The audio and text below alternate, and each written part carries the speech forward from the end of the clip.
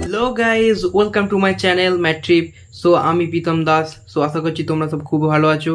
তো আমাদের বাড়িতে আজকে অরন্ধন পুজো বা রান্না পুজো বলা যেতে পারে। তো সেই পুজো উপলক্ষে ছোট একটা ব্লগ আমি দিতে চলেছি আমার ডেলি ব্লগস চ্যানেলে। তো ম্যাট্রিপ চ্যানেল, তো যারা যারা এখনও পর্যন্ত আমার চ্যানেলটা সাবস্ক্রাইব করোনি তারা অবশ্যই সাবস্ক্রাইব করে দাও, যাতে আমি এগিয়ে যেতে সাহায্য পাই। তোমাদের সাপোর্ট তো বানতা হ্যায় বস।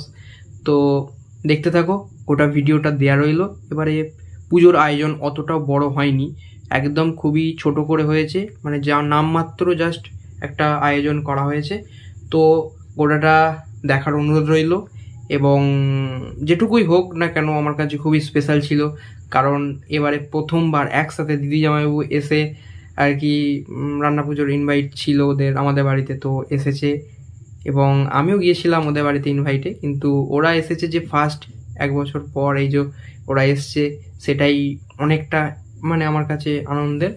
তো গোটা ভিডিওটা দেখার অনুরোধ রইলো, এবং যারা যারা এখনও পর্যন্ত সাবস্ক্রাইব করোনি অবশ্যই সাবস্ক্রাইব করে দাও এবং চ্যানেলে ভাত রান্না করার জন্য মা কাঠের উনুন ইউজ করছে, এবং দিদি আগে ভাগে এসে ভাজাভুজিগুলো করছিল। তো এবং আমি রান্নাঘরে গেলাম, আমাদের এটা কিচেন, তো দেখার জন্য কি কি রান্না করছে। সব ভাজা হয়নি, এই কটা এখনো পড়ে রয়েছে। নারকেল ভাজা আমার তো ফেভারিট, তোমাদের কেমন লাগে? এবং দিদিরা সব গল্প করছে দাদুর সাথে, এটা আমার দাদু।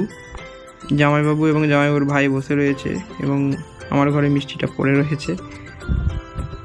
মাকে বললাম যা হয়েছে হয়েছে, জিনিসগুলো একটু হালকা করে সাজিয়ে দাও যাতে আমি একটা ভিডিও করতে পারি। সেইটুকুই ভিডিও করলাম জাস্ট। দেখো কি কি রান্না হয়েছে, অনেক রকম রান্না হয়েছে, এবং সবের নাম তো আমি জানিও না যে বলবো কি কি রান্না হয়েছে। ভাজাভুজিটাই বেশি। তারপর বেরিয়ে গেলাম দোকানে, কারণ কিছু কোল্ড ড্রিঙ্কস কেনার ছিল, কিন্তু কিছুই পেলাম না শেষে এটা। এবং এদের তাড়া ছিল, তাই দাদুকে এবং এদেরকেও দিয়ে দেওয়া হলো, এবং আমি তাই কি করবো, মিষ্টি খেলাম একটা। তারপরে আমি খেতে বসে পড়েছি।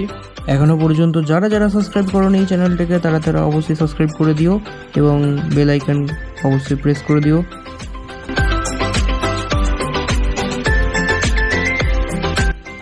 তো খাওয়ার পর আমি একটু কোল্ড ড্রিঙ্কস খেয়ে নিচ্ছিলাম। তো সেই সময় ভিডিও বানাচ্ছি, তো বাবা দেখছি উঁকি মারছে, এবং জামাইবাবু তো ফোন নিয়ে আলা।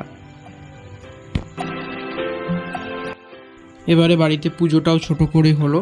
তো পরের দিন সকালে মনসা পুজো এবং যে সমস্ত পুজোগুলো হয়, ব্রহ্মা পুজো, তো সেগুলো হলো, এবং খাওয়ার পর প্রসাদটা খেয়ে নিলাম, অল্প করেই প্রসাদ খেলাম।